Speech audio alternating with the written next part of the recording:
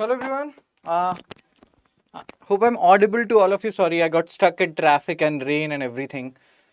Good morning, Shriparna, Rishi, Mamta, Anandu, Shayada, Shriparna, Chandru, Rishi, Jivayan, Anuj, and everyone. So let's start the discussion without wasting any time.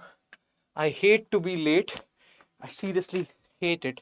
So let's start the Hindu analysis for 10th July 2025 without wasting any more time. Just give me a second.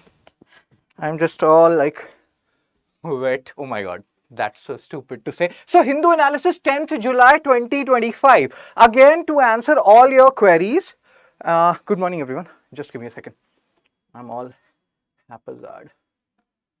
Yes, sir. To answer all your queries related to where the PDF will be uploaded here by 10:30 a.m. Fun Study with Shubh. This is my Telegram channel. You can join it. Be a part of my family. So now let's start with the first article of the day. How can cat bonds plan for a natural disaster? So what are these cat bonds? Has it something to do with Katrina Kaif, like cat bonds, Katrina Kaif, Vicky Kaushal? So this is an abbreviation for catastrophe bonds. Now here we have to understand certain economic terms. You know, how do these bonds work? Very technical article. One of those articles which, if let's say 100 people are taking Hindu analysis, 90 will leave it. I don't want to leave it because this is actually very interesting, very important. So catastrophe bonds, how do they work? How do bonds work? How do share works? What is the difference between bond and shares? So again, we have to talk about so many different things. We will understand it.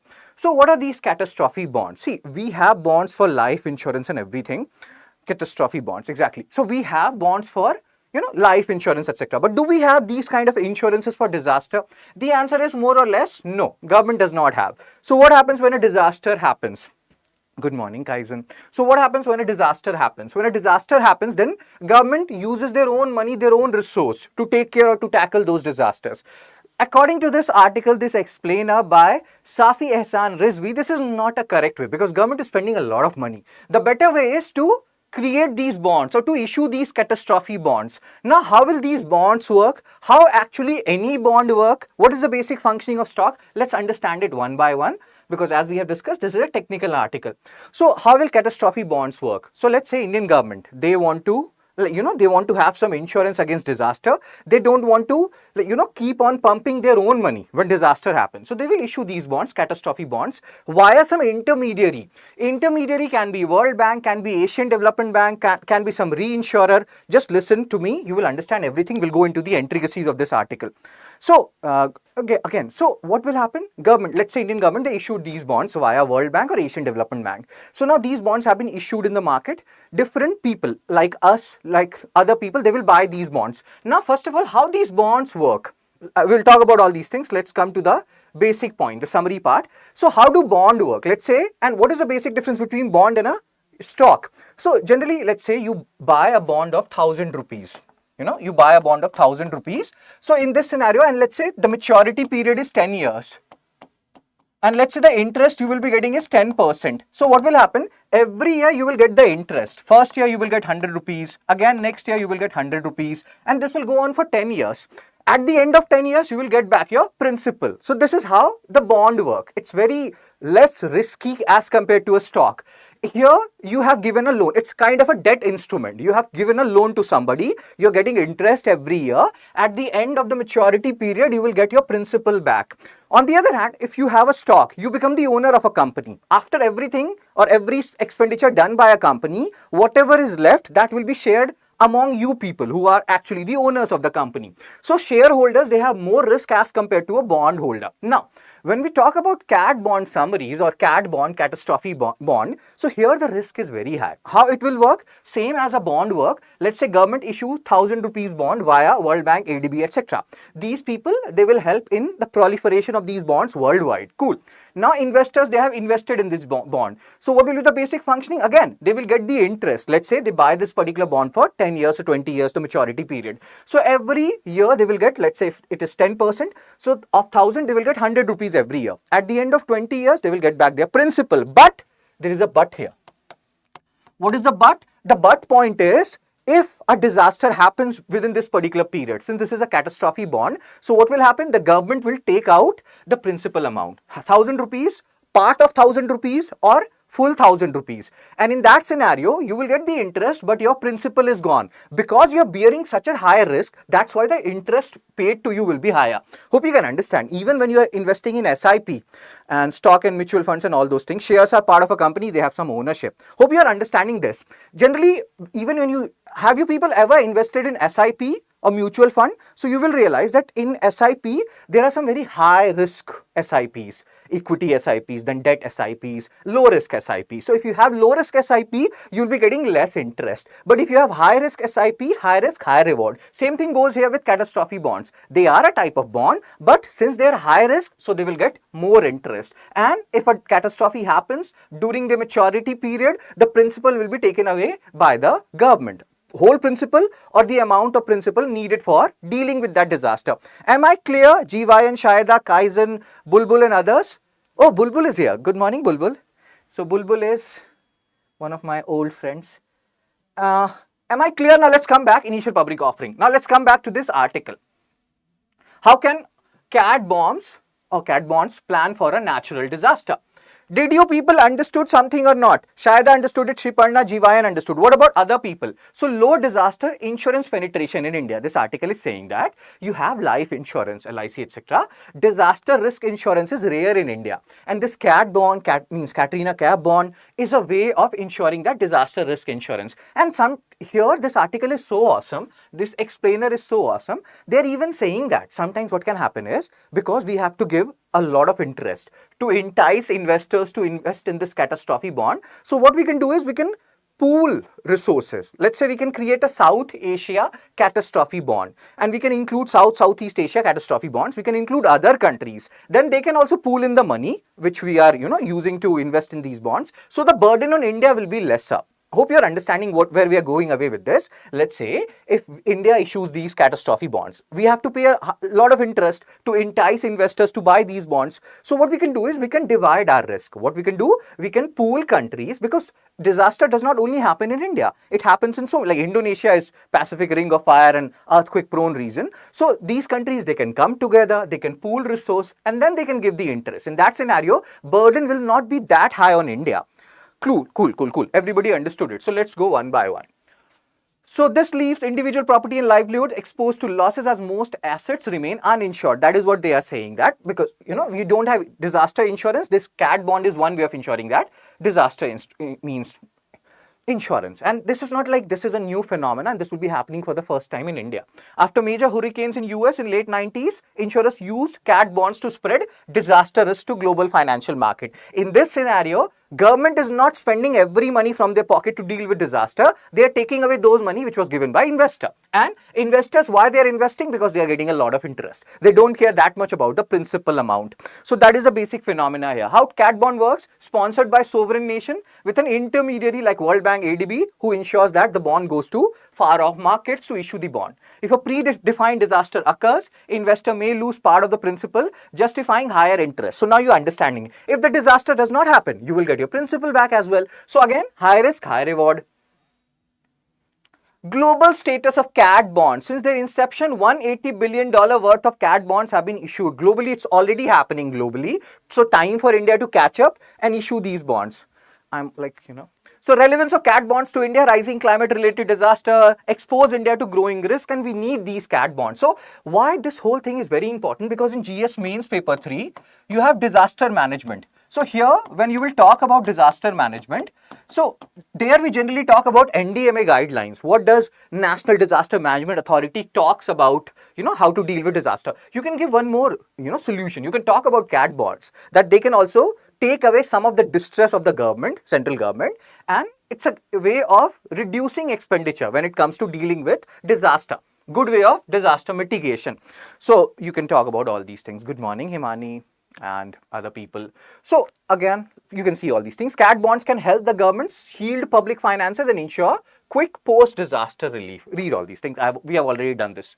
India's readiness and advantage. Now the question is, do we have that much amount of money that we can pay such high interest to investors? The author is saying that yes, we are already investing $1.8 billion annually for disaster mitigation. So what we can do is, we can, sideline, let's say $1 billion for disaster mitigation, $0.8 billion for these CAT bonds. We can issue these bonds, we can give the interest, then we will have more money in future because investors will invest in these bonds. So India could sponsor, and if India feels the brunt that no, the interest is too high, this and that, so we can sponsor a regional South Asian CAT bond covering multi countries. That scenario, multiple countries will come together and they will give the interest.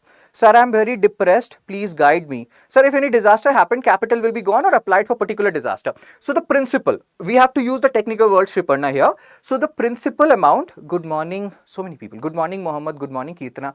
So what will happen? The principal invested by investor, let's say you are the investor, so your principal or part of principal will be taken away, So hello, good morning, what is your name? What is that language? Is it Kannada or your name written in Kannada or some other language? I love these languages, or Malayalam or Tamil. Please pardon me, please don't kill me if I said something, some other South Indian language. So yes, did you understand, Shriparna, what will happen? So if you have invested in this, you will get a lot of interest, but let's say some disaster happens, there is a very high probability that your principal will be gone or a part of principal will be gone.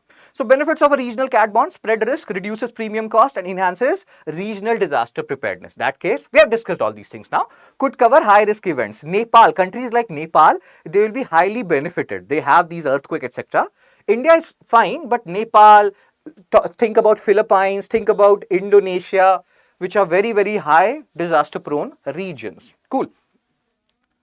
Risk and challenges. Now, the con part. We have talked about the good things. Yes, sir. Kannada Manasu. Kannada, I am Manasu. Very good. Consider my comment. I saw your comment, Razi, that you are very depressed. I will guide you. Be with me till the end. Let's have a discussion on this. Don't worry, yaar. It's all like we all have been there. We all have been depressed some way or the other. Don't worry about it. So this is a phase of life. Cherish it. These crest and throw, they come. So sir, for any disaster, the principal will be gone. No, it's not like always gone. If disaster happens, principal or part of principal will be gone. If disaster does not happen, you will get back your principal if the maturity period ends. So risk and challenges of CAT bonds. Now, so these CAT bonds will have some criteria, generally they have criteria. And another point which I want to tell you, why people will want to invest in these CAT bonds related to Katrina Kaif, because it's not aligned to market risk, like financial market risk. Let me make things clearer. If you invest in SIP or mutual fund, let's say you invested in anything like flexi cap, small cap, mid cap. People who invest in SIP, they will understand. So let's say you invested in large cap. So in large cap, there are large companies, top 50, top 100 companies. And then after that comes the small cap, the mid cap and the small cap. Flexi cap takes away all these companies, big, small and very small, and merge them all together. So in simple scenario, you have lesser risk in large cap companies if you are investing in them, higher risk in small and mid cap. Mid cap, even lesser risk than small cap. I'm just telling you the scenario. So these are all market related. If the smaller companies are performing well, small cap will do well. But now when you talk about these CAT bonds, they are not related to market at all. It has nothing to do with market, how market is performing, how small, big or large companies are performing. It's all about whether a disaster is happening or not, because it's, government is giving the interest, so their interest is secured. The only thing which they have to take care is they have to pray to God that, hey, oh God, disaster doesn't happen, That's it. Rest, it's not connected to financial market per se. So that can again incentivize people to invest in these bonds. So yeah. Good morning, Rajneesh. Good. Kannada. I know Kannada. So conclusion, with proactive planning, now this is the con part we have not discussed. Now, and these bonds, they will also have some criteria that, let's say a disaster, an earthquake of 6 magnitude or higher happens, then the bond money or the principal will be taken away. So you have put a criteria that 6 magnitude, Richter scale 6 magnitude or bigger earthquake, if that happens, your money from or principal from CAT bond will be taken away. But let's say a 5.9 earthquake happened, then in that scenario, your principal is not taken away, your money is not taken away, government cannot use your money. So that is the point. Poorly designed CAT bonds may not pay out despite major damage. So if a 6th magnitude earthquake happens, then only your principal amount will be used. 5.9, even though it has caused some damage, your principal will not be taken away. Government again has to go back and use their own resource rather than using the resources of the investor. So this is one challenge. Lack of disaster can raise concern about cost effectiveness of premiums. If disaster doesn't happen, that principal amount will have to be paid back to the investor. Again, government will lose money. So there are so many things to be discussed about. Cat bonds are so risky. Everything is risky, Faisal. High risk, high reward. So conclusion. So I have started investing in SIP. My people, like my well-wishers, were like, invest in UTI Nifty 50 large cap. So I invested in Nifty 50 large cap, but I also invested some amount in small and mid cap because high risk, high reward. So this whole cat bond is also like high risk, high reward. So where were we? Faisal, yes, the government have to give a big amount interest. Yes. What is the purpose of cat bonds? To deal with catastrophe, to deal with disaster, Rishi. It's like the whole Ramayana is completed. Who is Sita? But I can understand Sita. Okay, so conclusion, with proactive planning and financial instrument like cat bonds, India and South Asia can become more resilient to disaster. Very important article from economy perspective also when it comes to India reducing their, resources in disaster mitigation. Also important from GS paper 3, disaster management. So this is the whole summary for people who did not understand how cat bond work. It works just like a bond work. In bond, what happens? An entity, a government or a company, they will want some money. So they will issue bond, let's say 1,000 rupee bond, let's say for 10 years, then, and let's say at 10% interest, then every year they will give you the interest. At the end of the maturity period, 10 years, they will give back your principal amount. Same thing will happen with cat bonds. But since they are related to disaster, they carry high risk. So obviously government has to give more interest rate, which can be 20%. Then every year they will have to give 200 rupees amount. But the good thing with government is, if any disaster happen, they can take away the principal amount of the investor. Investor is not crying that much because he was earlier getting interest. If there is no disaster, then the principal amount he will also get back after the maturity period. So that is a basic premise how cat bond works. Hope you understood this. Sir, will cat bonds principal will be taken away when there is high demand? Yes, that is the basic premise, Chandru. That is why government is investing in these cat bonds, because they want that principal amount. If a disaster happens, principal or part of principal will be taken away. If a disaster does not happen, after the end of maturity period, investor will take back his whole principal also. Interest is anyway getting every year. Okay, so if the principal amount is not given to investor, if no disaster, then money will be... No, why not? That is the condition. It's all like written in the document, when you invest in something. That's how bond work. If this matures, the principal amount has to be given back if no disaster happens. If something happens, it's also not like if a disaster happens, all the principal will be gone. There will be a designated amount. Everything will be written. If an earthquake of 6.5 magnitude happens, how much of your principal will be taken away? All these things will be explicitly mentioned. Again, that is what is written here. Let's solve some questions.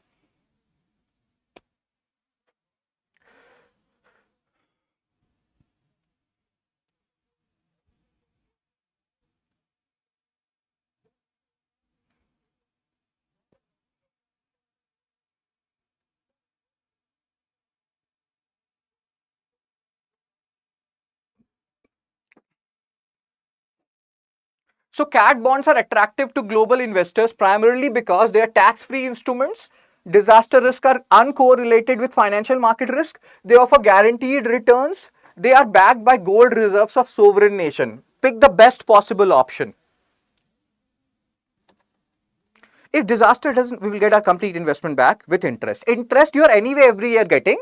The principal amount is in question here. If disaster doesn't happen, you will also get your principal back after the end of maturity period.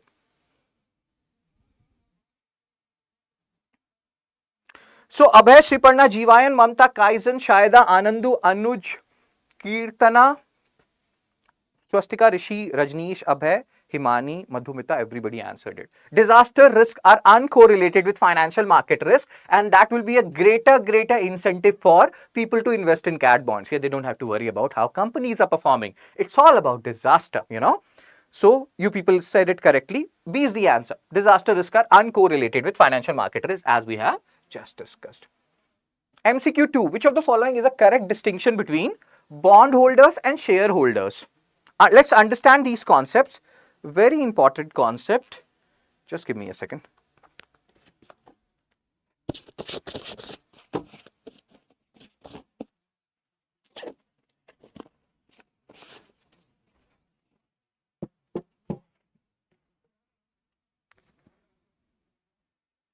Guarantee return is not mentioned in that. Guarantee return, yeah. But the point is, where is guarantee return? Interest you are getting, that is how bond works.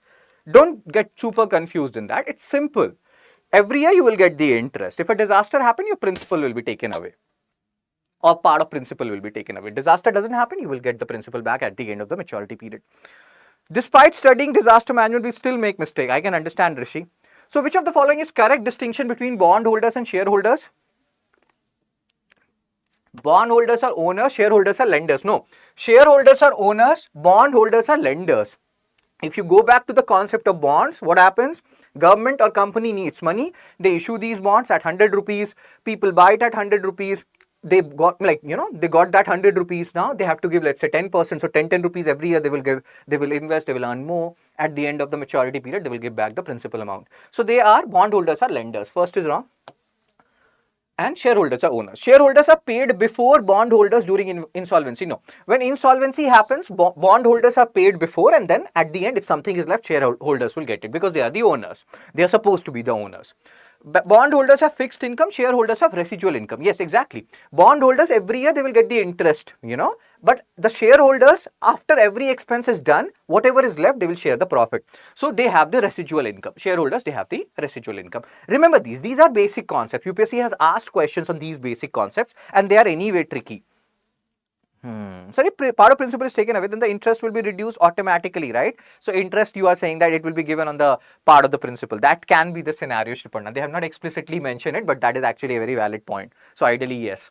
So bondholders have fixed income, shareholders have residual income. Correct. Shareholders have legal right to interest payments. No, not that. These bondholders, they have legal right to interest payment. They will get interest payment every year, So yeah, C is the answer. Bondholders have fixed income, shareholders have residual income. Who have answered it? So many people answered this question. Shaida, Rishi, Madhumita, Abhay, Jeevayan, Chandru, Bhagyasri. In our time, there used to be an actress called Bhagyasri.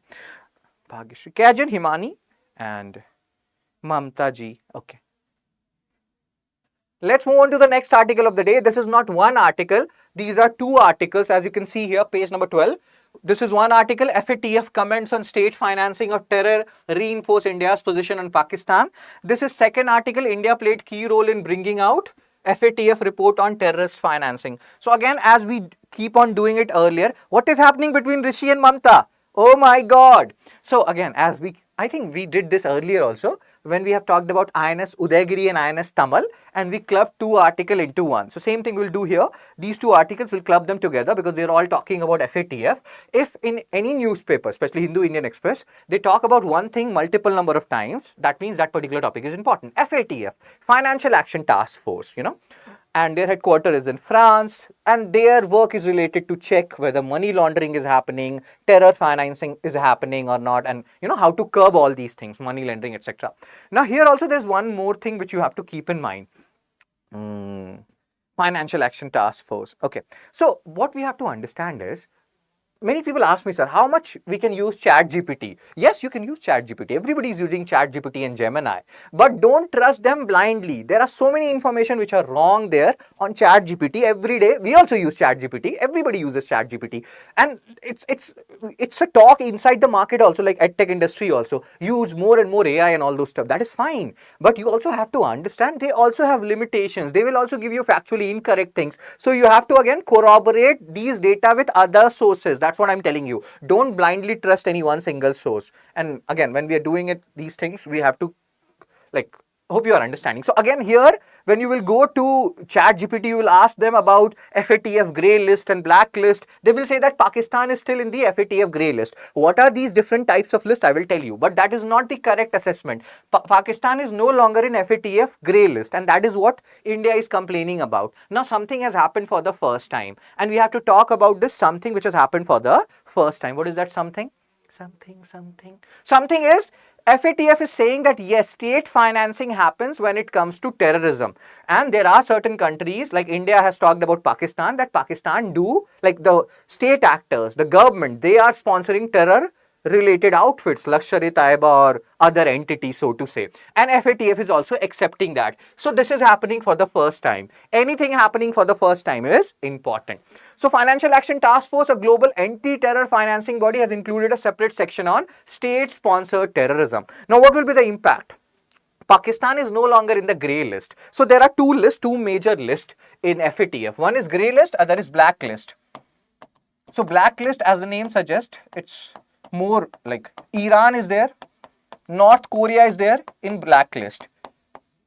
Pakistan is not there in blacklist. They were earlier till I think some months of 2022. They were there in grey list. They are no longer there in grey list. But Nepal is there in grey list. Now that can raise questions. You will be like, oh my God, this is so much discrepancy which is happening here. What is money laundering? Money laundering means, let's say I earn 2 lakh per month, but I'm paying taxes only on 1 lakh. I know if I keep that 1 lakh, the rest 1 lakh within India, then government will think, what am I doing with that rest of money? Why I'm not paying taxes? So I will launder money. I will send that money to some other country, some tax haven countries. Tax haven are those countries where taxes are almost zero or near or something. So this is money laundering. Money laundering can be done for other works also. I am doing some illegal activities. I don't want to keep all my money in India. I want to send some part of it outside. Again, that is money laundering. So money laundering can be of different types. Faisal. I think also Myanmar is also in the blacklist. Oh my God, exactly. So this is there is a contradiction in FATF. We'll talk about all these things. First of all, let's talk about this news. So it has included a separate section on state-sponsored terrorism, blah, blah, blah. India has continuously talked about that the Pakistan finance these terror-related activities, finance these terrorist organizations. But as we have discussed earlier, even in Shanghai Cooperation Organization, their RATS, that is Regional Anti-Terrorist Structure, they keep on talking about that there is no universal definition of terrorism.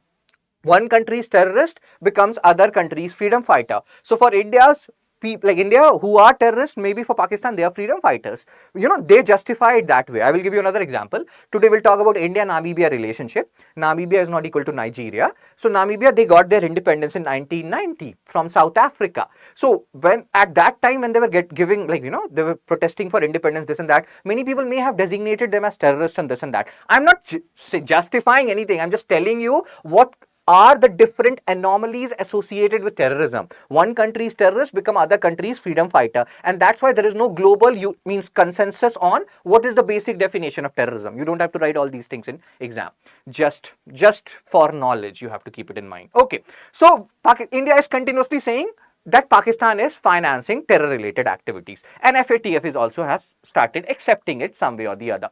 So, report mentions that some national government, here FATF, although they are talking about state-sponsored terrorism, but they are not explicitly mentioning, any countries that way. If they do, Pakistan has to be back in grey, even blacklist, bro, if you are directly sponsoring these terror-related activities, A lot of black money filtered into white through Nepal. Yes, that's why Nepal is in grey list, because money laundering is happening on a large scale in Nepal.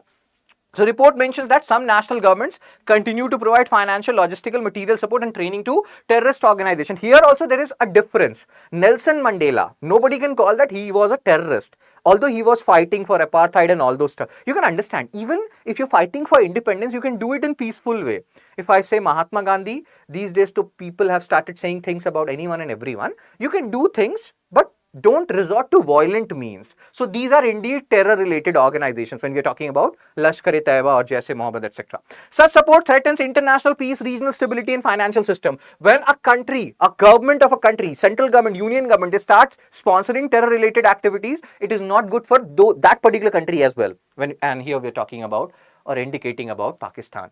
So India was a key contributor to this FATF project where they are talking about state-sponsored terrorism, and India has given their own assessment, which you can see here. This is what they're talking about, national risk assessment, where they have talked about how Pakistan directly is funding these terror-related activities. Is Nepal in DTA? What is DTA? Nepal is in grey list of FATF. We'll talk about it. So India's contribution to FATF report, the project was co-led by, again, you can read all these things, Pakistan-based terror groups highlighted. FATF reports highlights funding patterns of Pakistan-based groups, but they're not explicitly saying that government is doing it. They have indicated it, not explicitly mentioned it. But yes, they have talked about LET and Jaish-e-Mohammed. Again, a victory for India. There has been talks in the last 2-3 months. like why FATF and like there are other organizations also which keeps on bailing Pakistan by giving financial package one after the other. And we had issues that why these international organizations, they are not understanding that Pakistan is using these monies to fund terror related activities. So US position on terror financing. Now what happens, let's say if we establish a fact that Pakistan is using these money for terror related activities, then any Pakistani transaction which is happening anywhere in the world, if it comes under these like grey list or blacklist, FATF will be keeping a close tab on it. Pakistani transactions will be looked in closer detail so we can understand where we are going with this. And that that will make difficult for Pakistani people if these things happen. Their transactions are closely watched in every country, so to say. So US 2024, their own national risk assessment report already flagged terror threats from groups in Pakistan, Afghanistan. Here you can see a dichotomy, a contradiction. They already know these things happen in these countries, but still US will keep on supporting Pakistan. Still US will call Pakistani army chief and Trump will meet him. So this is a contradiction. This is a dichotomy. They will say something and they will do something else entirely. Why can't we think of borderless countries? Who draw the lines of border? All human beings belongs to Earth. Oh my God, Faisal.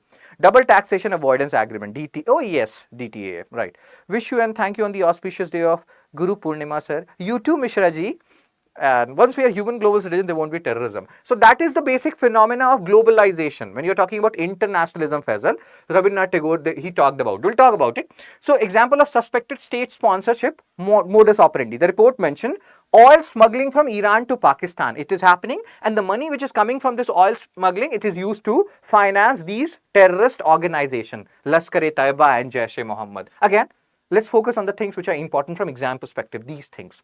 The FATF, established in 1989, 1 year before my birthday happened. Not for like none of your okay. So and what they do: money laundering, terror financing, proliferation financing, all these things. They have to combat these. Money, as somebody asked, what is money laundering? We discussed that. Terror financing, that does not happen. And what is this WMD? Weapons of mass destruction. All these weapons which people are making, nuclear weapons, it should not be proliferated. In a way, they are supporting NPT, Non-Proliferation Treaty. In a way, they are supporting CTBT, Comprehensive Test Ban Treaty. And these treaties are talking about how we should destroy these WMDs, weapons of mass destruction. Now, again, let's focus here. 1989, G7 countries. Earlier, we have talked about the mnemonic related to G7 countries. And the mnemonic is Juice GF. So, when you are meeting with your GF, you're eating or giving her juice. Juice GF, G7 countries. Japan, US, it is not India, it is Italy. C is what? Juice GF. C is Canada, not China. E is England, G is Germany, F is France. So Juice GF, please remember Juice GF. It is very important. Oh my God. Okay.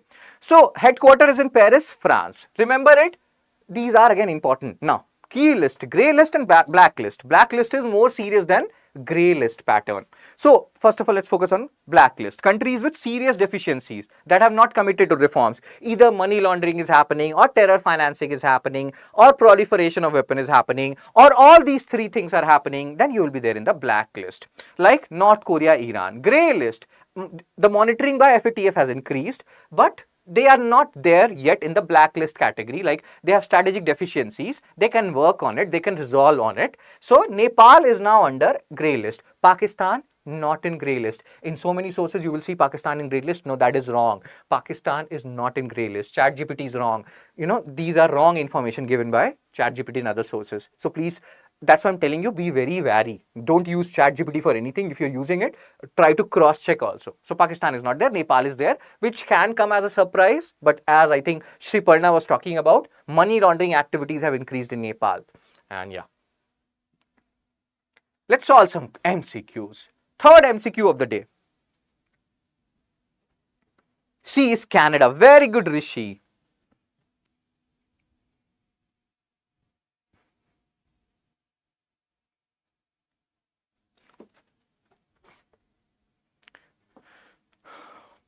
So with reference to FATF, consider the following statement.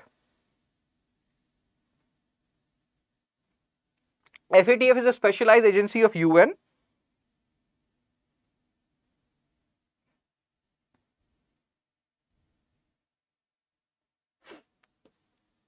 It was stabilized to combat money laundering, terror financing, proliferation financing. FATF, oh my god, FATF headquarters is in Paris, France. Chepandis. So Anandu, Shruti, Swastika, Mamta, Kirtana, Jivayan. I thought Jivayan is not there today. I was missing Vatsayan. Himani, Chandru, Rishi, Anuj, Rajneesh, Riparna, Bhagyashri. So FATF has nothing to do with UN. It's an independent organization, not a specialized agency of UN. So first is wrong. You get the answer. It was established to combat money laundering, terror financing, proliferation financing. Again, second and third, they are correct. Very good. Oh my god, this I did not tell you. So there are around 39 countries in FATF. India is a member of FATF, yes. Not a founding member, joined it later. As we have discussed, FATF was formed in 1989. I will give you a hint. India became a full member in late 2000s, very, very late 2000. So what is the last late of 2000 and the early starting of 2010? So India became a full member of FATF in 2010. Again, a factual information. Very low probability that UPSC will ask it, but other exams can ask it and we should know it. So 1989, FATF formed. India became a full member in 2010. Around 39 countries, part of FATF, headquarter in Paris, France, not a specialized agency of UN, have grey list and black list. Pakistan is not in the grey list. Iran, North Korea in the black list. So these are the facts which we have to keep in mind. I have given you a summary of that FATF thing. Very good. So Jiva and Shayada, Madhumita, Rishi, Shayada, and all of you have tried. Again, we have not discussed it, so it's fine. Let's talk about an editorial. So BRICS we have already discussed, but this editorial is awesome, which is there on the BRICS Summit and the Rio Declaration. So there is one interesting word here, and there are so many things. So many things which are like this editorial is small, but the content which you will extract out of this editorial from exam perspective, UPSC perspective, is huge. So there is a word de-dollarization. What is de-dollarization? Why Trump hates BRICS? And because Trump hates BRICS, it creates problem for India as well. So there are so many interesting things which are there in this article. Sir, isn't G7 were the founding members of FATF? Yes. Financial, they were. That's why we have read that thing, Shiparna. Right? India is not the founding member. India joined it in 2010. That's what we have discussed. Now they have total of 39 countries. Started from G7, now they have around 39 countries. Okay, so let's focus here. So BRICS, earlier also in the previous Hindu analysis, we have talked about BRICS a little bit. Now we'll talk about it in detail. So BRICS is no longer confined to 5 countries, as the name suggests: Brazil, Russia, India, China, and South Africa. It has now become a 10 country grouping, so to say. Saudi Arabia has not joined it yet. So we are not including Saudi Arabia here, unlike the previous time, because there was a confusion related to Saudi Arabia and Indonesia. If you go to different sources, many sources still say that Saudi Arabia is a part of BRICS. No, they are not. So BRICS started formed in 2009. At that time it was BRIC. We have discussed this. So let me do it fast. And then South Africa joined in 2010. It became BRICS. UPSC has already asked a PYQ on BRICS. We have discussed this. First conference of BRIC happened in Yekaterinburg, Russia in 2009. Where? Yekaterinburg. Okay. Now it is so called like BRICS plus, but don't write it in exam. So it has there are 10 countries now apart from the 5 BRICS. So the mnemonic is I love you. Now there is a song of Arya 2 of Allu Arjun. So I-I-E-U. It's not I love you. I-I-E-U.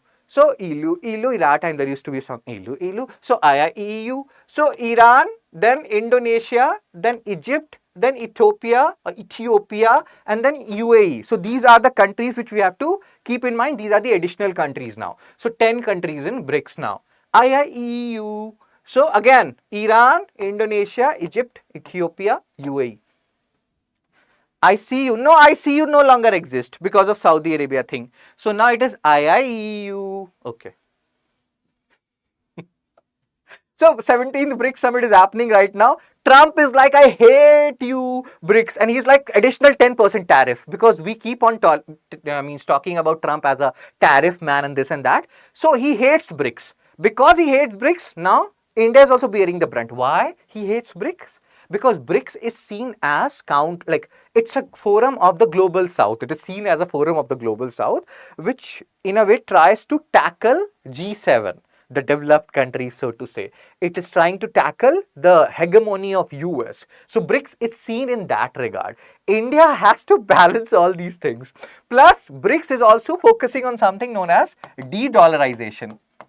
And re-dollarization means what? So currently there is a dominance of dollar. We are trading in stuff, like everybody's trading in dollars. Why? Why dollar? Why not rupee? Why not ruble? Why not yuan? Why not peso? Why not some other currency, you know? So why dollar? Why this hegemony? If the hegemony of dollar is reduced, US dominance will reduce in itself, like economic dominance, and slowly and gradually that will percolate down to the reduction of political dominance as well. So that is the basic premise. BRICS countries, they talk about when they're trading with each other, let's trade in our currency, rupee, ruble, or like dirham and all. So we shouldn't be trading in dollar. And US and Trump is like, how dare you? So we'll talk about this tussle between BRICS and US and how India has to manage it. So again, summit was significant. Now IIEU have joined. Iran, Indonesia, Egypt, Ethiopia and UAE. Saudi Arabia has not joined, as you people were saying earlier, and you people were totally correct. Yes, sir, it is somehow taking away US dominance. Very good, Shahida.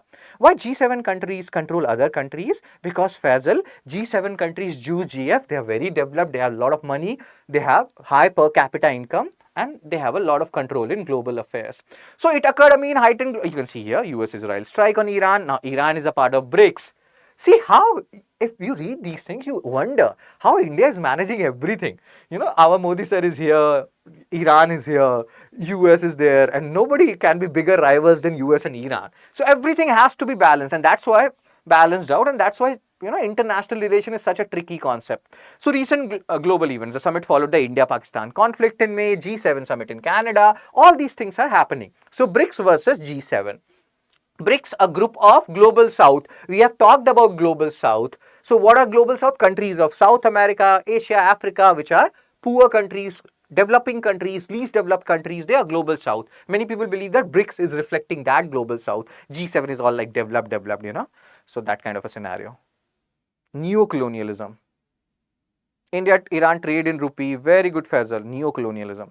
So neocolonialism is a new form of colonialism. The term has been given by Kwame Nkrumah of Ghana. We'll talk about this. You people give me terms and I start blabbering out on those things. Okay, let's focus here.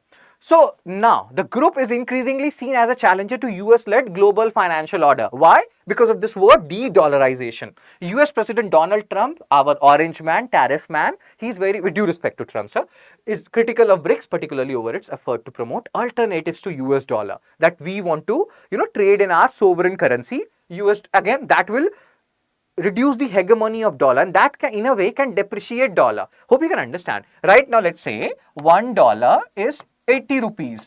If we start trading in less and less in dollars, then the demand for dollar will reduce, and slowly and gradually a day can come when $1 will be equal to rupees 40. That means appreciation of our currency. And in a way that is a depreciation of dollar also. So hope you are understanding. US will not want that. They will not want their economic hegemony to be gone. So what is happening here? It really made me bonker how India balancing among US, Russia, Israel and Iran. Exactly, Bishwas. So internal BRICS division. April. Now again, India is saying that no.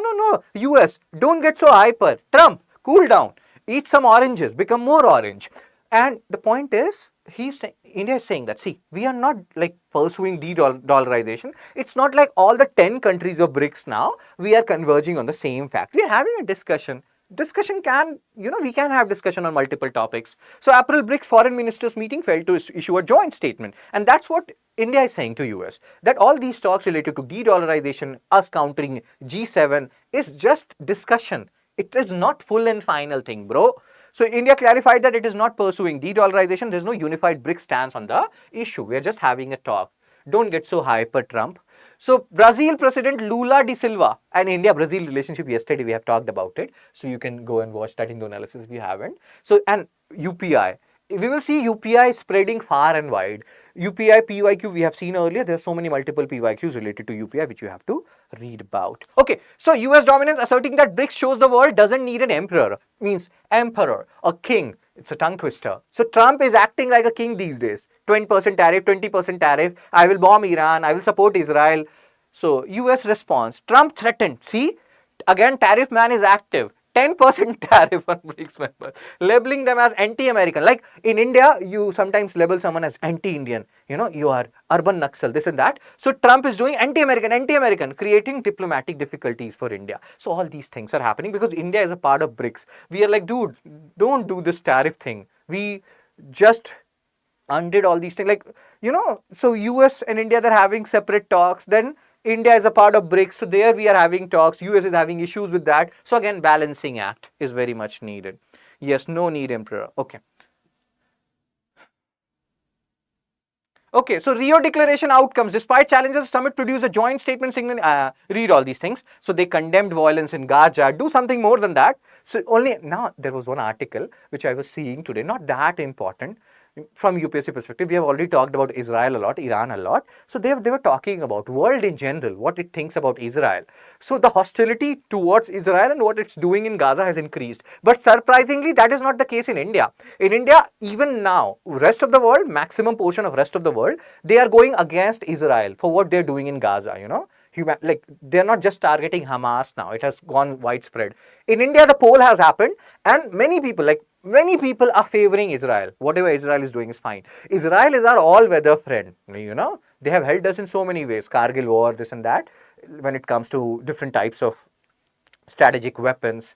But this is wrong. Wrong is wrong. And that's what that article was saying. We're not going there. So again, they're condemning violence in Gaza, but they have to do something more about it. Strikes on Iran, citing nuclear safety risk. But yes, that is all they are doing. India included language condemning Pahalgam terror attack reference. You can read all these things. I will tell you what are the things which are important.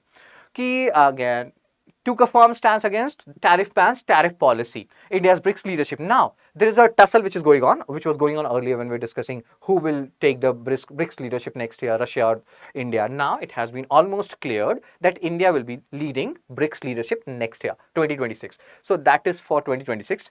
And these are some facts. 50% of global population, 40% of global GDP, 25% of global trade after 5 countries joining BRICS. IIEU. Ilu, IIEU. Okay. So building resilience. Let's talk some and let's solve some questions. Trump actually announcing Canada as 51st state. Exactly. He's like a kid being given a candy called America. Trump actually talking like a child because with Ukraine president he debated like children. Exactly, Vasayan. Jivayan. So which of the following correctly differentiate BRICS and G7? Remember, many countries are seeing BRICS as a counterpart or, as a mechanism to counter G7.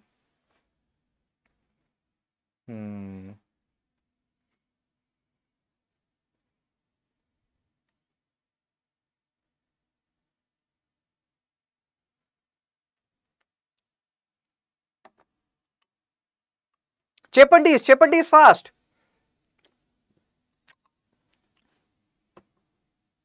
So G7 has more countries than BRICS. G7, 7 countries. Earlier it was G8. Russia was a part of it. UPSC has already asked PYQ on G7. Solve it. So it does not have more countries. It has 7. BRICS now has 10 countries. BRICS countries are mostly developed economies. No, we are not. G7 promotes multipolarity while BRICS support US financial dominance. Why will BRICS support US financial dominance when we are talking about de-dollarization? So what is the answer now? BRICS focuses on development and South-South cooperation. Global South we are talking about. If you see Brazil, if you see, South Africa,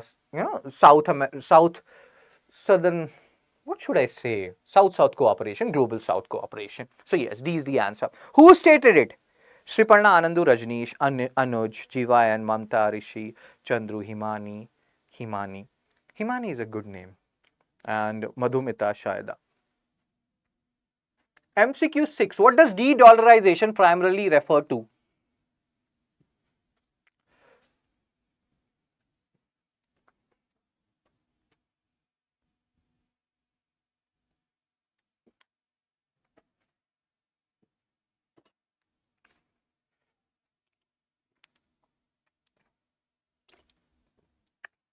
Reducing internal budget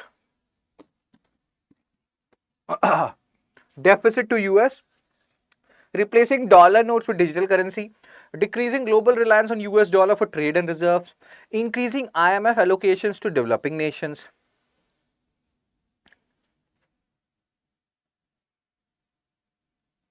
So, Abhay, Shriparna, Shruti, Jivayan, Anandu, Rajni, Rishi, Shayada, Chandruki, Tadanuj, Himani, Mamta, Madhumita. So, decreasing global reliance on US dollar for trade and reserves. Very good. MCQ 7. Which of the following are reasons for countries pursuing de-dollarization? Use option elimination in this question. It will help you.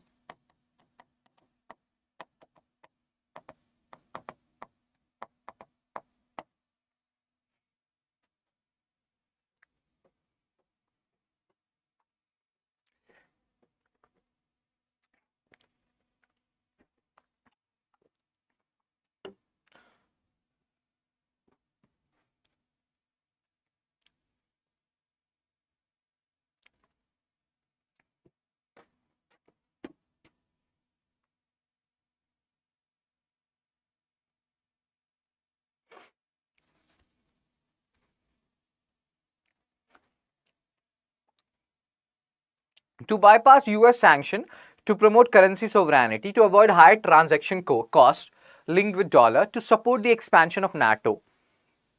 Abhay, Rishi, Anandu, Shayada, Shriparna, Faisal, Mamta, Himani and Anuj.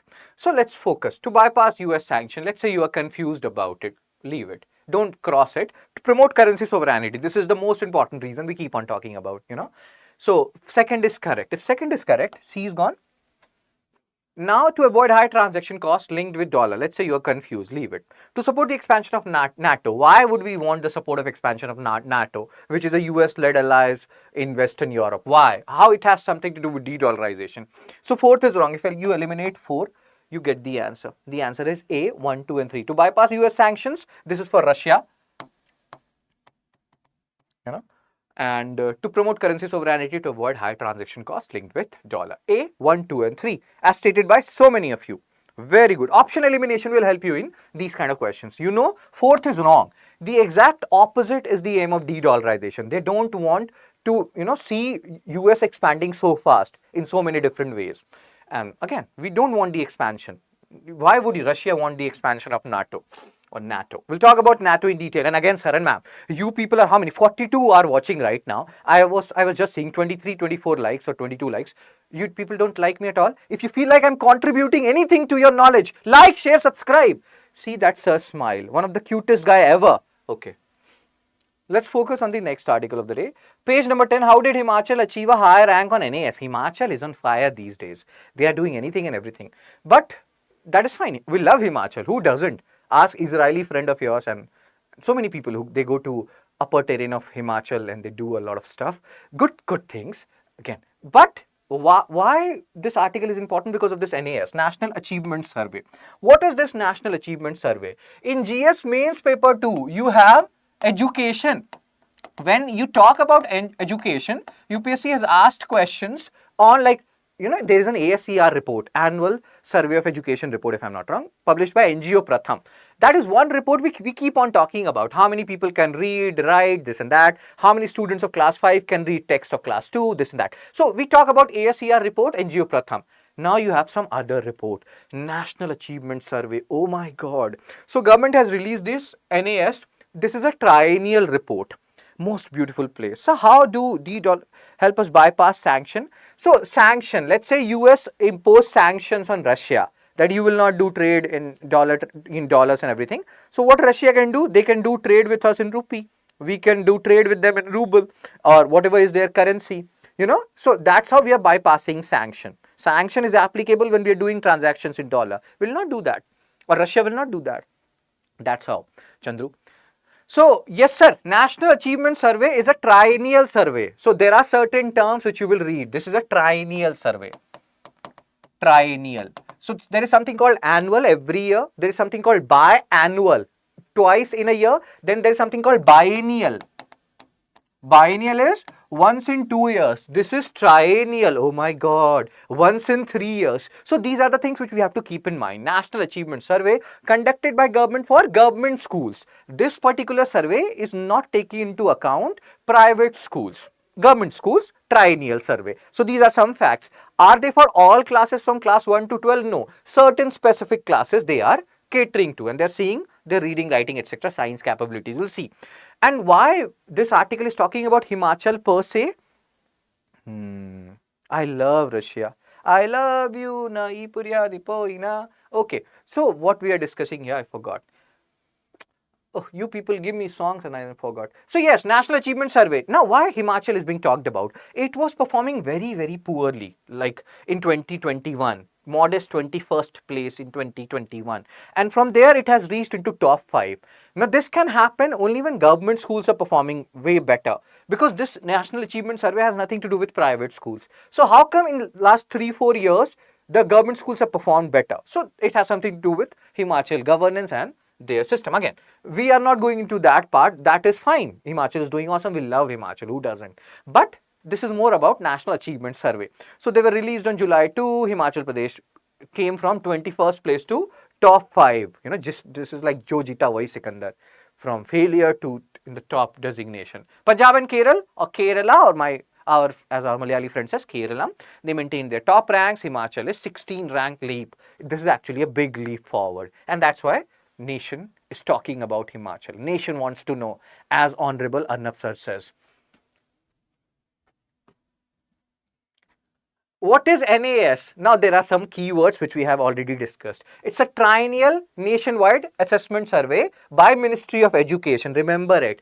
NGO Pratham ASER is one. Now you have another NAS. Triennial, once in 3 years. Ministry of Education. Test students in specific classes. Not for all classes. Not for classes like all classes from 1 to 12. So, where were we? So, class 3, 5, 8 and 10. Test students in government and government aided schools, not private school. So, these are some keywords, sir and ma'am. Covers language, maths and science. What about critical thinking? What about emotions? Like, what is Rishi thinking about? Because Rishi wants to be a brahmacharya. He follows, Mahavira's brahmacharya philosophy. Why? What is Rishi going through? What is his emotional growth? How he is thinking critically? All these things not taking into consideration by this NAS survey. That is a limitation. It is all like, measured like language, math, science. All these are numbers. It measures only what is quantifiable, what is testable. Who will measure about the critical thinking, emotional growth? So that is one. Again, as a UPSC aspirant, future civil servant, we need to know the pros and cons. So pros are many, awesome. Like, what is a pro? One big pro, government schools. Anyway, we have this notion in our head that study in private school and government colleges. Like, if you are, I will tell you, if you are studying private school, and if you are like doing engineering and all, study from IIT and IT, or especially IIT or ISC, IST, AIMS. So study in private school, but study in government college. But now that thing has to change. Study in government school, study in government college. And that will be, these kind of surveys, they incentivize these government schools to do better. So that is one thing. And the other thing is, you are not catering or taking into account these points. I love Kerala. Super state, nice people. I also love Kerala. I love Kerala. So what is Himachal? Why is Himachal's rise significant? So if Himachal is, coming from 21st to 5th, that means the government schools are now doing better. So that means that the current government is doing better. I don't even know BJP or Congress or which government is there. So don't kill me in the comment section. So indicates a recovery from years of decline in public education. Historically, Himachal had a strong education system. These things you can forget just for your knowledge. Y.S. Parmar, he was the first chief minister of Himachal and he played a crucial role during that time. And now the things have changed because of contractual hiring, poor recruitment. But again, the shift is happening in Himachal. We are very happy for our Himachali friends. If you go to Himachal, you will see people have, pink cheeks, like apple-like cheeks. They're so fair, just like a wow. Okay, let's focus. So under CM, so again, these are all, you can see empowered school. Obviously, government schools are doing better. That's why their ranking has improved. But we do know what are the things which are important from exam perspective. This NAS survey is important. When is it conducted? That is important. And for it does not cover students of all classes, specific schools or specific classes they are targeting. My voice is gone. They are not targeting private school. We are talking about the same thing again and again because these things are important. Now let's solve some questions. I am from Kerala. I will come to your place, Anandu. Good morning, Payal. Sir, I have completed my schooling, inter and graduation in government school college. Very good. India should focus and develop on government schools like European institution. So what is ABC Act? What is ABC? It can be anything. Which ABC, Payal? We'll talk about it when it comes in Hindu. Has it come in Hindu today? So, National Achievement Survey conducted annually by Ministry of Education assesses students of class 1 to 12 across all types of school, measures learning outcomes in subjects like language, maths and science.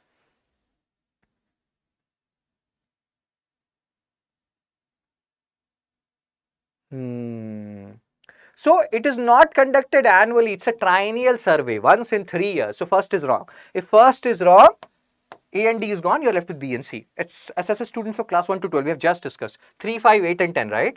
3, 5, 8 and 10, not all classes. So second is also wrong, third is correct. So C, 3 only as stated by Kirtana, Mamta, Shaida, Shruti, Himani.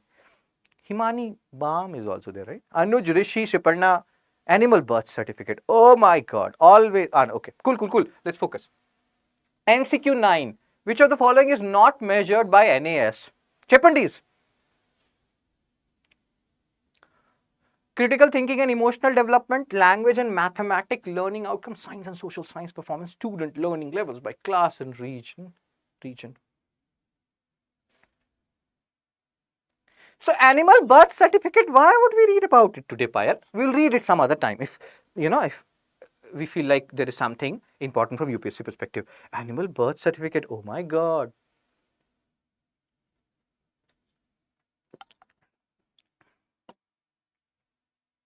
My hair is all.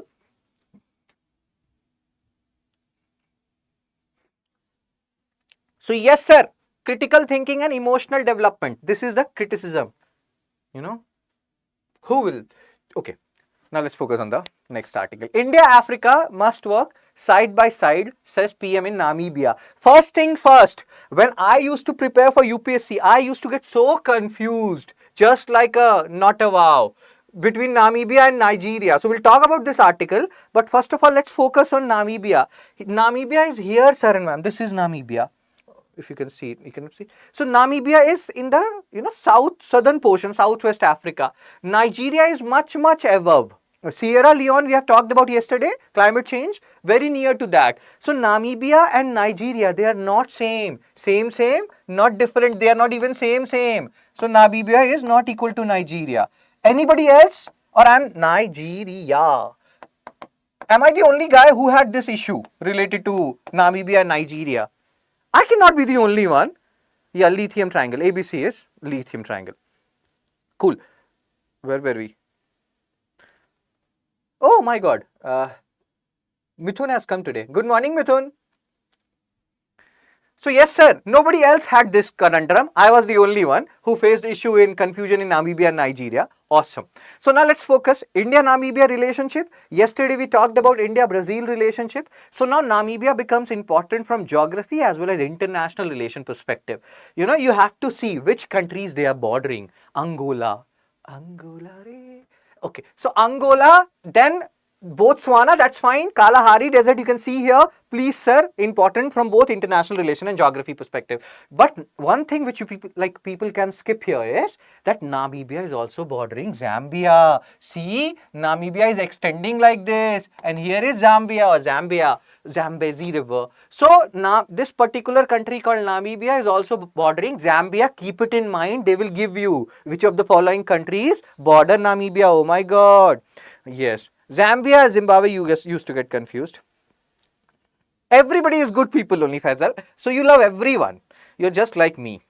Okay, and Namibia bordering South Africa. In fact, Namibia got independence from South Africa in 1990, which is actually very, very late. In fact, it is one of the last countries which is part of decolonization, so to say. So Namibia independence from South Africa in 1990. India has been supportive of Namibia's independence movement from like 1940s only, and that's why we have very good relation with Namibia. Namibia is also now will be using UPI. So everybody is using UPI these days. Oh my God. We have talked about UPI yesterday when we were talking about India-Brazil relationship. Introduced in 2016 by NPCI, National Payment Corporation of India, integrated different banks, bank accounts. You don't need to tell people your bank account details, phone number will suffice, and money will be transferred. 2 factors of authentication in UPI, your phone number and your PIN. Remember these facts. That is what is connecting Namibia. Then there are some environmental implications of this article as well. This India-Namibia relationship, which we have to talk about. So let's see here. And not only this, the biggest thing here is there are very good opportunities in Africa. Okay, quick, fine. So yes, what were we discussing? Yeah, so the good thing, I wanted to tell you something, I forgot. Okay, I will remember it. India, Africa must work side by side. Yes, and the good thing is here also Modi sir has gotten medal and award and all these things. Oh my God. Okay, let's focus now. So focus on Global South. Again, BRICS, Global South, India, Brazil, Global South. Here also Global South, Southern Hemisphere countries we are talking about, you know. So India, Prime Minister Narendra Modi, again you can see here, support to Namibia's decolonization. This is what we have discussed. Namibia got independence from South Africa in 1990, one of the last countries which are like, you know, to get independence. Address to Namibian Parliament, he went there. He will be getting the highest civilian award. Aren't you proud of it? I'm so proud of Modi sir. People who go to Olympics should learn. Okay, these things we have discussed, so you can have a look at it. UPI adoption, Brazil, they are adopting it, means, and again Namibia is also doing it. We are so proud of UPI, we are so proud of our yoga. As we have discussed means yesterday in India-Brazil relationship, these are example of India's soft power. Remember it. They are very, okay. So no competition in Africa. Again, Modi sir is saying that we have to do promote cooperation rather than competition, blah blah blah. Now he compared, now this is so interesting, so fascinating to hear. See, he compared India-Namibia friendship to well-wisher mirabilis. My Namibian friends who are preparing for UPSC, if I'm pronouncing this word wrong, pardon me for that. So well-wisher mirabilis. What is this? Namibia's national plant. And that is very resilient and strengthening with time, just like India-Namibia relationship. How much our PM sir knows? How does he know about this national plant? Oh my God. So well-wisher mirabilis. Remember it. Sir, note banaya kya PDF share karunga Payal. At the starting only I have given the Telegram channel of mine where I'll be sharing the PDF. Don't worry about it, Payal. Payal ya.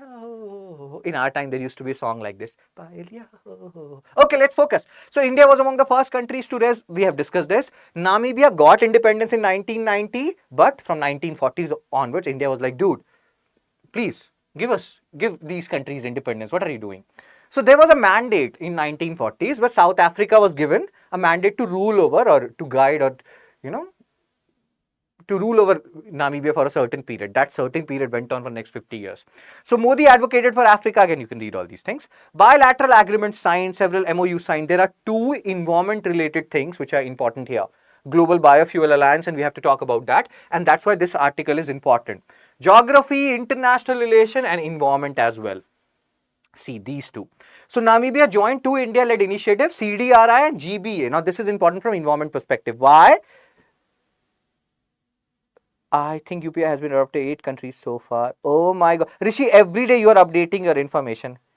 No, your name is very good, Payal. So CDRI, Coalition for, these are India-led initiative. India is the founding member of these 2 things, like environment related things, and you anyway know how much UPSC love environment. So Coalition for Disaster Resilient Infrastructure formed by India in 2019, founding member India. And what is the aim? As the name suggests, we have to build such infrastructure which can, you know, which are disaster resilient. I'm not kidding. That is the actual aim. So when you are talking about urbanization, don't go for haphazard urbanization. You know, create buildings which are earthquake resistant. So that is the basic premise of CDRI. It is India-led initiative. Remember it. Global Biofuel Alliance. 3 people or 3 countries are founding members. 2023. And which are the 3 countries which produce biofuel a lot? What is the example of biofuel? Simple example. We all have cows in our village. Cow do potty. That potty can also convert to a biofuel if you know, that cow dung. So biofuel, you know, ethanol, biodiesel, cow's potty. So that can be, if you know, warm it up and put it in gobar, like that can convert to gobar gas and all those stuff. So biofuel, 3 countries, India, Brazil, US, they are the founding countries. US. Brazil is especially a pioneer in biofuel. We are talking about ethanol blending in petrol and all those things. How much percentage of ethanol blending has to happen? In that regard, Global Biofuel Alliance will play a crucial role. Gobar gas, methane gas, all of you. Okay, let's focus. So, global biofuel, these are the points which we have to keep in mind. We'll talk about these initiatives later on as well. Civilian honor, as we can see, the movement of pride for us. You know, our Modi sir, again here also, highest civilian award. The order of the most ancient Welwitschia mirabilis, we have just seen this. Namibia's national plant, if I'm not wrong. Here also highest award, Brazil also highest award. Modi ji is not settling for anything lesser than that. So initiative CDRI and GBA. Remember this, 2019 CDRI, 2023 GBA. Disaster proof infrastructure, founder India. GBA, again clean energy via biofuels, founder with US and Brazil. Brazil is a pioneer in biofuels. So remember these facts, very important. Oh my God. Again, Sam Nujoma, he's the leader of Namibia's freedom movement. And these things are fine. Read it. MCQ 10. Consider the following statement about Namibia. Again, use option elimination. Yes, sir, he is receiving several global awards. We are so proud of him. For people who are not preparing for UPSC, you have to remember all these awards. For people who are preparing for UPSC, UPSC generally doesn't ask these kind of awards. But yeah. No, you don't need to. Chepandis, this question.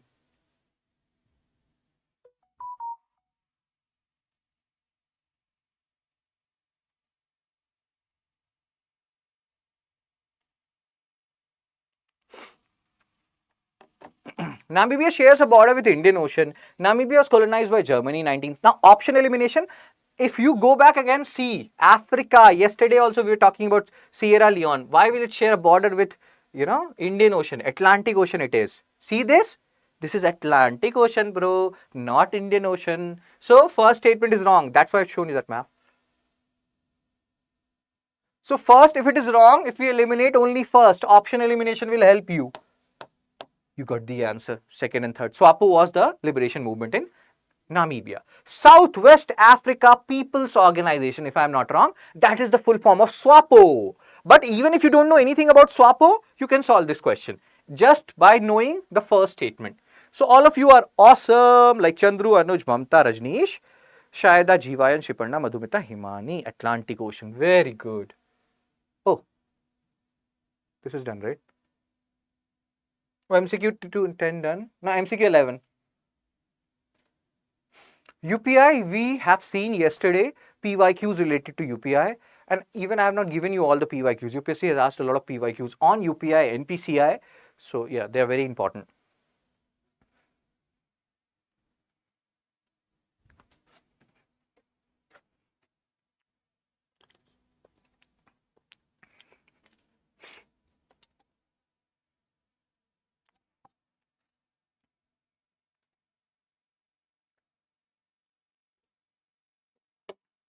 UPI transactions can only be carried out during banking hours. UPI allow instant money transfer without requiring the receiver bank details. UPI is regulated by RBI directly. So Shriparna, Mamta, Kaizen. I like this name, Kaizen. Kaizen is an awesome name. Rishi, Rajneesh. I like all the names. I'm just talking about unique names. Like, I think I told you people, if I marry someday and I have a girl, I will name her Mathili. I like this name, Mathili, a lot. And if a boy, Ritvik. But again, if, my wife allows me to, because we men cannot do stuff without permission. Okay, focus. Let's focus. UPI transaction can only be carried out during banking hours. No, sir, 24/7. So first is wrong. You can do it anytime you want. The only thing is UPI should not be down, which it was some days back. But yeah, in general, 24/7. Allows instant money transfer without requiring, yeah, that is correct. We have discussed this. Second is correct. So it is there in both. You have to check for third. It is not regulated by RBI. It is regulated by NPCI, National Payment Corporation of India. So third is wrong. The answer is B2 only. Cool. MCQ 12. Which of the following statement about CDRI is correct? Coalition for Disaster Resilient Infrastructure. Chepandis.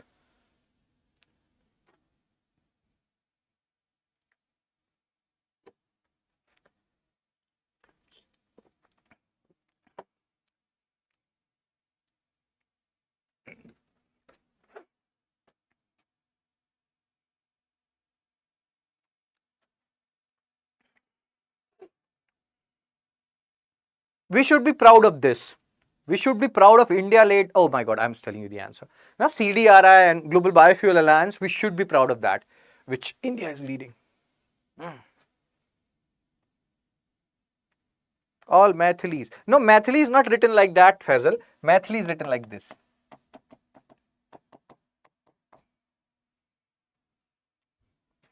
So yes, it is an India-led international initiative to promote resilient infrastructure against natural disasters. Very good. MCQ 13. Which of the following countries are founding members of GBA?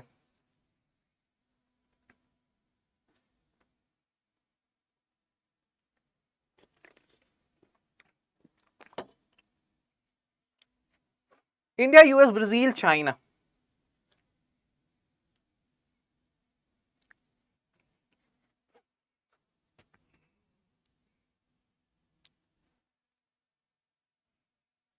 Mathili belongs to Ramayana. Hey, Mathili.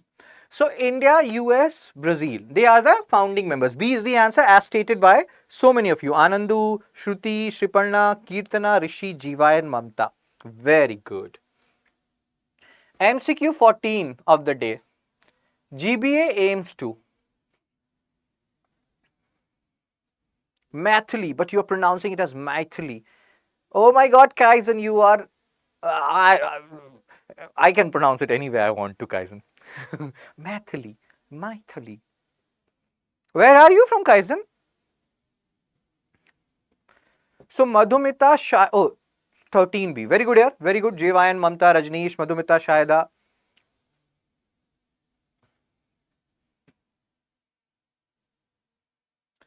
GBA aims to promote the use of biofuels like ethanol, biodiesel, establish a global market standardization for biofuels, replace all fossil fuels with hydrogen only. Che Pandis. So, sir, hydrogen only. Have we discussed this? This is about biofuel promotion. This is about promotion of gobar gas, ethanol, biodiesel. Why? Who said all fuels by hydrogen only? So, third, eliminate only are anyway extreme statements. So, the answer is A, 1 and 2. Thikashe. Very good. As stated by Shayada, Shriparna, Mamta, Rishi, Shruti, Anandu, Shimani, Telangana, oh my God, Jiva and Rajneesh, Madhumita. Very good. So, sir, that's it from me. I will share this PDF. And yes, if you feel like I contributed to your knowledge in any way, listen to this girl. So cute she is. Like, share, subscribe, spread it far and wide. And I will share this PDF along with the answer of all these questions in my Telegram channel, Fun Study with Shubh, as somebody was asking. I think Payal was asking. Payal, yeah, ho. So, Fun Study with Shubh. This is the Telegram channel, Payal. I think you were asking that. And you can paste your score, like whatever, how many you got correct. I know you don't, but this is my duty. I am following my duty. And also, if you are preparing for 26, 27, 28, you can join our batches. Especially for 2026, admissions are closing on 15 July 2025. This particular batch runs from 6 p.m. to 9 p.m. Classes have already started from 7. These are orientation sessions. So you can join till 15th July 2025. You will not lose out on anything. There are 3 variants of this particular batch. One batch was earlier starting at 9,999. Now I think the price has increased by 1,000. It will be starting at 10,999. I have told you earlier that the prices will increase, but you people don't listen to me. So what can I do? I can only say, right? Otherwise, what else can I do? Oh my, I'm so dramatic. So yes, if you want to join these courses, if you feel like there is any deficit in your preparation, go to StudyIQ.com, go downwards, go to all languages, go to English. This is for 2026, this is for 27, this is for 28. All these are tabs. Join whatever batch you feel like you want to join. That will ensure you have proper videos, proper notes and proper content so that you don't have to run after sources. Oh my God. For 2026, go to buy now and see the features. And there are different variants. In some variants, you will have all the features. In some variant of this course, you will have some of the features. So based on that, you can take any of these variants. This is what I was talking about. Gold earlier was 16,999. After you use my promo code, that is SHS Live, which you're seeing at the bottom, the prices will reduce of each batch. Now diamond is 29,999, platinum 24,999, gold has become 10,999. Price has increased by 1,000. Earlier it was 9,999. I know it. I have talked about it. You people who have seen the videos earlier, you also know it. So you can join these batches before the prices increase further. So Diamond 29,999 after applying my code has all the features which we have talked about earlier in the previous videos also. Everything. Mentorship, scholarship. If you crack UPSC pre 2026, full fee refund will be given. All 29,999 will be sent back to your account, along with ensuring that you become a part of Mains Residential Program. So everything is here. Validity means approximately 3 years. Platinum, some things will not be there. Some scholarship things, etc. That's why prices has reduced. Oh my God. That's why prices has reduced. Gold, 10,999 after applying my code. The prices has increased by 1,000 here. You will have live classes which you can watch any number of times recorded for next 1 year, 6 months. Here the validity has also reduced, and then you have lecture notes. Other things are not there. So again, based on what you require, you can avail these courses. As you have already seen, prices has increased by 1,000. Prices may increase later on also. So, think that way. And if you need any guidance or not, if you do, join it. Don't think too much about it. These 5,000, 10,000, 15,000 don't matter in the longer run. Your knowledge base do. So that's it for me, sir and ma'am. Thank you everyone. Thank you Shriparna, Shaida, Payal, Chandroop, Mamta, Jeev. Happy Guru oh my God. Happy Guru Purnima Jeevayan. And Rishi has written something in his own language. I salute you all your efforts you're putting into making us better every day. Thank you, Shaida. So I will see you people.